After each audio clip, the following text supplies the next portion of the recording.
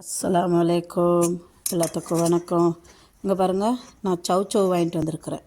அதை தோல் உரிச்சிட்டு அந்த தோலை துவையல் அரைக்கிறப்ப காமிக்கிறேன். வாங்க பார்க்கலாம் எப்படி துவையல் பண்ணுறோன்னு.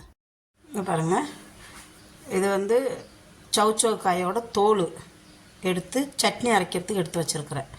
அந்த தோலை கழுவிட்டு எடுத்து வச்சுருக்கேன். அதுக்கு ஒரு தக்காளி அரிஞ்சு வச்சுருக்கிறேன். அதுக்கு தேவையான பொருள் பாருங்கள். கொஞ்சோண்டு உளுத்தம்பருப்பு, கொஞ்சம் கடலப்பருப்பு, ஒரு சின்ன புளி துண்டு, 2 வரமிளகாய், 2 பூண்டு பல், ஒரு சின்ன வெங்காயம், கொஞ்சோண்டு தேவைக்கேற்ற உப்பு. இதுதான்.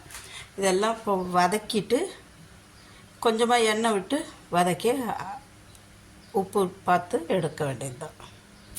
பாருங்க, நம்ம துவையல் ரெடி ஆகிடுச்சு. இனி